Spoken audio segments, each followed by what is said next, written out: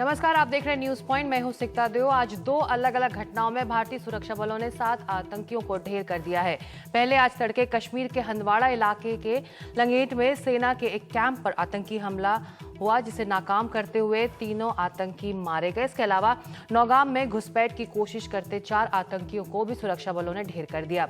लंगेट में मारे गए आतंकियों के पास से बड़ी तादाद में हथियार और पाकिस्तानी मार्का के सामान बरामद हुए हैं।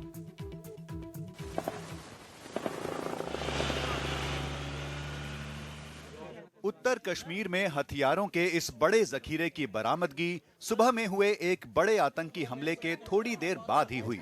सेना के मुताबिक आतंकियों की योजना इन AK-47 और अंडर बैरल ग्रेनेड लॉन्चर्स का इस्तेमाल कर उड़ी की तर्ज पर लंगेट आर्मी कैंप को निशाना बनाने की थी। राष्ट्रीय राइफल्स बटालियन हेडक्वार्टर्स में घुसने की कोशिश करते 3 आतंकी मार गिराए गए। सेना के मुताबिक आतंकियों ने सुबह करीब 5 बजे कैंप की बाड़ को काटने की कोशिश की। उन्होंने संतरी पोस्ट पर फायर किया, लेकिन चौकस संतरी ने जवाब देते हुए रोके रखा, जब तक कि सेना की क्विक रिएक्शन टीम ने उन्हें बाहर ही घेर नहीं लिया। करीब आधे घंटे की गोलीबारी के बाद सारे आतंकी मारे गए। हमने इल्यूमिनेशन राउंड द्वारा उस इलाके को इल्यूमिनेट किया और ऑपरेशन करके इन तीनों टेररिस्ट को मार गिराया। इन टेररिस्ट के पास से भारी मात्रा में हथियार और गोला बारूद बरामद हुआ है। हथियारों के अलावा आतंकी हर तरह से तैयार होकर आए थे। सेना के मुताबिक उनसे मिली खाने पीने की चीजों पर पाकिस्तानी मार्क थे। क्रेप बैंडेज के इस पैकेट पर पाकिस्तान का मार्क साफ दिख रहा है। उड़ी के बाद सेना के लिए ये घटना एक बड़ी कामयाबी है। हमने फायर कर दिया और इनको डिस्ट्रॉय कर दिया। इतना जल्दी आपने किया? बहुत ही क्विक एक्शन क्या आप तो अभी भी उसी में क्विक एक्शन किया? हाँ सर। हालांकि खुफिया जानकारी के मुताबिक POK में अभी करीब 100 आतंकी घुसपैठ की फिराक में हैं, जो चिंता वाली खबर है। सेना के मुताबिक उसने सिर्फ गुरुवार को ही घुसपैठ की 3 कोशिशें नाकाम कर दी हैं। आर्मी ने इस हमले को नाकाम तो बना ही दिया, लेकिन इससे साफ इशारा मिल रहे हैं कि मिलिटेंट यहाँ अपनी गतिविधियां तेज करना चाहते हैं। सरहदों पे चौकसी काफी बढ़ा दी गई है और सर्जिकल स्ट्राइक्स के बाद मिलिटेंट कहीं भी सुरक्षा फोर्सेस पे हमले करने की तैयारी कर रहे हैं। लंगेट से कैमरामैन शेख तारिक के साथ नजीर मसूदी, NDTV इंडिया के लिए। इधर भारत पाकिस्तान के पश्चिमी सरहद पर भी BSF हाई अलर्ट पर है। यहाँ के करीब 200 गांव को फिलहाल खाली नहीं कराया गया है, क्योंकि सीमा से दूर बसे हैं, लेकिन सीमा पर जासूसी और विस्फोटों की तस्करी की आशंका होने से खास निगरानी की जा रही है। पश्चिमी सरहद पे BSF की गश्त। यहाँ के करीब 1048 किलोमीटर लंबे रेतीले धोरों पे नजर रखना कोई आसान काम नहीं है। BSF का ये जो चौकी है जहाँ पर हम आए हैं, वहाँ पर एक अनोखी बात यह है कि जो पूरी तरह से यहाँ पर जो लेडी BSF पेट्रोल में है, महिलाएं भी यहाँ पर पेट्रोलिंग कर रही हैं और पुरुषों के साथ कंधे से कंधा मिलाकर जो सरहद है उसकी रक्षा करती हैं। पश्चिमी सीमा पे घुसपैठ की कोशिशें कम रहती है, क्योंकि यहाँ पे मीलों तक पाकिस्तान की सीमा BSF की नजर में रहती है। लेकिन 71 के युद्ध में ऐसा नहीं था। पश्चिमी सरहद में घुसपैठ करते हुए पाकिस्तानी सेना यहाँ काफी अंदर आ गई थी। तनोट गांव में भारी बमबारी हुई। आज भी यहाँ के बुजुर्ग 71 और 1965 का युद्ध याद करते हैं। मकान थे, जैसे किसी ने ताला दिया, किसी ने दिया ही नहीं। नींद में उठ रहे थे, 4 बजे अटैक हो गए। भागने की कोशिश की। पशु दसु सब बेन जी यहाँ रह गए, कुछ नहीं ले गए। बहुत उस साल बर्बाद हुए थे। गांव के लोग आज भी मानते हैं कि यहाँ तनोट माता का जो मंदिर है, उससे उनकी जानें बची। अब सरहद पे तनाव जरूर है, लेकिन पश्चिमी सीमा पे गांव खाली करने के आदेश नहीं दिए हैं। बॉर्डर कितना दूर है? बॉर्डर यहाँ से 20-25 किलोमीटर है, लेकिन हमारा कोई प्रॉब्लम नहीं। जब तक BSF बैठी है, बॉर्डर सिक्योरिटी फोर्स बैठी है, हमारा कोई प्रॉब्लम नहीं। एकदम से निकलना पड़ा तो अब पशु को कौन देखेगा? सबसे पहले अपनी सुरक्षा करनी है, और घर मकान पशु बस सब यहीं छोड़ के जाएंगे। लेकिन सीमा पे सुरक्षा कैसे चौकस रखी जाए, इसको लेकर नेतृत्व चिंतित है। गृह मंत्री इन्हीं मुद्दों पे पश्चिमी सरहद पे शुक्रवार को एक अहम बैठक लेने जा रहे हैं। जैसलमेर की पश्चिमी सरहद से कैमरामैन शमशू जोहा के साथ हर्षा कुमारी सिंह, एनडीटीवी इंडिया के लिए। और पीओके में हुई सर्जिकल स्ट्राइक का सबसे बड़ा जश्न बीजेपी ने यूपी में मनाया, जहां रक्षा मंत्री मनोहर पर्रिकर का एक दिन में 2 जगह आगरा और लखनऊ में सार्वजनिक अभिनंदन किया गया। रक्षा मंत्री ने कहा कि अगर देश पर हमला हुआ तो उसका मुंह तोड़ जवाब दिया जाएगा।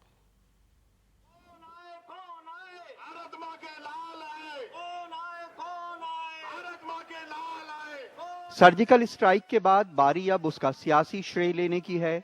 रक्षा मंत्री मालाओं से लादे जा रहे हैं, देशभक्ति के नारे गूंज रहे हैं।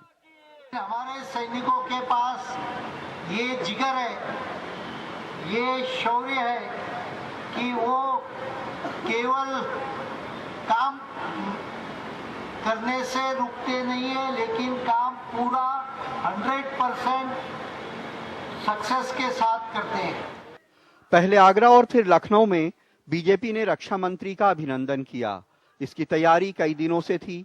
बीजेपी दफ्तर के बाहर बड़ी बड़ी होर्डिंग्स लगाई गई थीं। विपक्षी दलों में इसकी तीखी प्रतिक्रिया हुई है। उनका कहना है कि चूंकि उत्तर प्रदेश में चुनाव होने वाले हैं, इसलिए यहां पे इस तरह के आयोजन करके उसका सियासी फायदा उठाने की कोशिश हो रही है। लेकिन बीजेपी कहती है कि वो इस गर्व के क्षणों को लोगों के साथ साझा कर रही है। एक भी हमारा सैनिक शहीद नहीं हुआ। 100% परफेक्ट सर्जिकल स्ट्राइक मुझे लगता है बहुत कम समय पूरे दुनिया ने देखा होगा। हालांकि ये सर्जिकल स्ट्राइक के बाद रक्षा मंत्री का सम्मान समारोह था, लेकिन मंच पे बीजेपी नेताओं के भाषण में निशाने पे अखिलेश यादव और राहुल गांधी थे। आगरा में नसीम और लखनऊ में कैमरामैन रमेश वर्मा के साथ कमाल खान, एनडीटीवी इंडिया। वक्त एक छोटे से ब्रेक का। ब्रेक के बाद बीसीसीआई को सुप्रीम कोर्ट की आखिरी चेतावनी।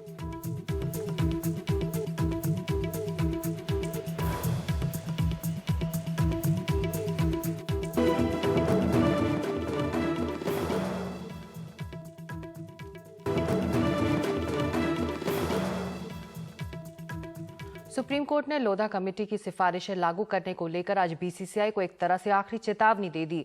अगर इतने पर भी बोर्ड आवाज नहीं आता तो मजबूरन अदालत को आदेश देना होगा। ये मसला शुक्रवार को एक बार फिर अदालत के सामने होगा।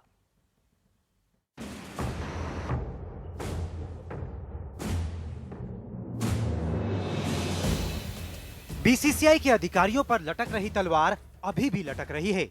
गुरुवार को सुप्रीम कोर्ट ने बोर्ड का पक्ष जरूर सुना, लेकिन बोर्ड को कोर्ट से कोई राहत नहीं मिली।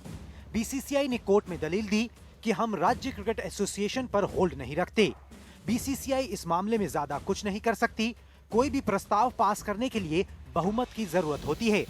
लेकिन कोर्ट ने इन दलीलों को नहीं माना और बोर्ड को कुछ कदम सुझाए जिससे ये सिफारिशें लागू हो सकती हैं। कोर्ट ने 2 टूक शब्दों में कहा कि बीसीसीआई को सिफारिशें लागू करनी ही होंगी। जो राज्य संघ नहीं मानता उसको पैसा देना बंद करो और जिन्हें दिया गया है उनसे वापस लिया जाए। बोर्ड की तरफ से वरिष्ठ वकील कपिल सिब्बल ने कई दलीलें रखी और वक्त मांगने की बात भी कही, लेकिन कोर्ट का पक्ष साफ था कि और समय इसके लिए बर्बाद नहीं किया जा सकता। सिफारिशें लागू करने के लिए समय मिल सकता है, लेकिन उसके लिए शुक्रवार तक बोर्ड को अंडरटेकिंग देनी होगी।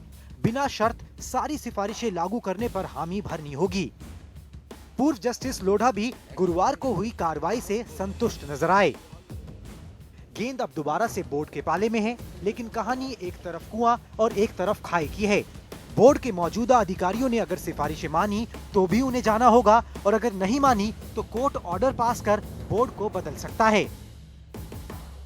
बीसीसीआई के लिए तमाम रास्ते करीब करीब बंद हो चुके हैं। बीसीसीआई ने अंडरटेकिंग नहीं दी तो सुप्रीम कोर्ट अंतरिम आदेश दे सकता है, जिसमें वो राज्य क्रिकेट संघों को दिए जाने वाले फंड पर रोक लगा सकता है।